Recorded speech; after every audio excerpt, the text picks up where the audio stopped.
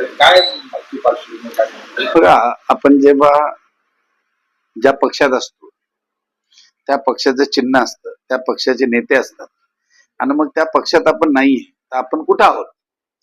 तर आपण आता शिवसेना शिंदे साहेबांचं नेतृत्वामध्ये आपण प्रवेश केलेला आहे आणि ते तुमच्या माध्यमातून लोकांना समजावं या दृष्टिकोनातून आजची पत्रकार परिषद घेतलेली आहे. आणि म्हणून आपल्या जे काही गोष्टी आहेत किंवा काय आपण करतोय ते लोकांना तुमच्या माध्यमातून समजण्यासाठी आज ही प्रेस घेतलेली आहे. आणि म्हणून मी काय काय केलं ते तुम्हाला सांगितलेलं आहे आणि काय करणार आहे. नवी मुंबई गावठांमधले गरजेपोटी घरांचे जे प्रश्न आहेत शिंदे साहेबांनी नाटा साहेबांच्या किंवा मस्के साहेबांच्या नेतृत्वाने सोडवलंय. त्याच्यात काही सिडकोचे सर्वच अधिकारी नाही, काही सिडकोचे बदमाश अधिकारी आहेत. तो जो आपला चेअर निघतो त्याच्यामध्ये काहीतरी कोड त्या ठिकाणी घालून ठेवतो, कुट्टी घालून ठेवतात. ती कुट्टी काढण्यासाठी प्रयत्न करेन आणि एकही घर अनधिकृत ते सिडको म्हणते, पण मी म्हणतो गरजेपोटी बांधलेलं घर आहे, तो प्रश्न 100% सोडवण्यात प्रयत्न करेन.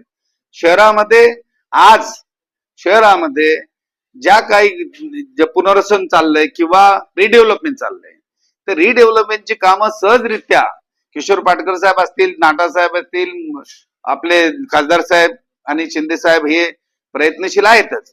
एक खारीचा वाटा म्हणून त्या ठिकाणी मी निश्चित उचलीन. झोपडपट्टी एरिया जो आहे त्या काही लोकांच्या नाकर्त्यामुळे ते राहिलेला आहे प्रश्न. आज ह्याचे तो जो विभाग आहे तो विभाग देखील आमच्याकडे MIDC, तर त्या दृष्टिकोनातून देखील खासदार साहेबांच्या शिंदे साहेबांच्या माध्यमातून आमच्या प्रमुख नेत्यांच्या माध्यमातून तोही झोपडपट्टीतला माणूस देखील टावर मध्ये राहायला पाहिजे अशा दृष्टिकोनातून ही 3 माझी महत्वाची भूमिका त्या ठिकाणी राहणार आहे. आणि 500 चौरस फुटापर्यंतची जी घरं आहेत त्यांचा प्रॉपर्टी टॅक्स शिंदे साहेबांनी जाहीर केलेला आहे, त्याची अंमलबजावणी करण्याचं काम त्या ठिकाणी होईल. आणि नवी मुंबईमध्ये हे जे दादागिरी किंवा हुकुमशाही किंवा बदमाशगिरी ही चाललेली आहे ती संपवण्याच्या दृष्टिकोनातून मी काय मारामारी करू शकत नाही. माझ्यावर केस होत नाही म्हणून काहीतरी खोट्या केसेस टाकतात.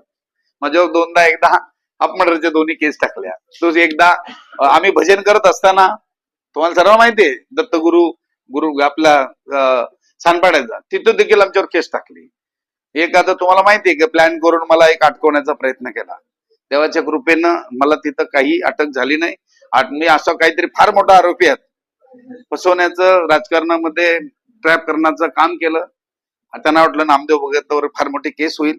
मागे तुम्हाला माहितीये की मी नवी मुंबईचा जिल्हा अध्यक्ष होत होतो, तर माझ्या विरुद्ध आता नाव त्याचं आठव हंडे PI होते, त्यांच्यावर माझे खोटे आरोप करून मला पोलीस स्टेशनच्या हद्दीत थांबवलं. मला पटणार नाही गोष्ट. मला फोन आला की तुम्ही नेरूळ सोडून जाऊ नका.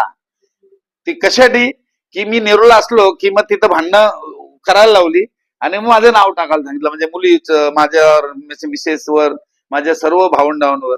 ते झालं. माझी मिसेस गेल्या वेळेला निवडून आली, मी तर त्यावेळेला थोडा हारलो. माझ्या मुलांवर दोघांचं काही त्याचा काडेमाचा संबंध नाही, त्यांच्यावर केस केली.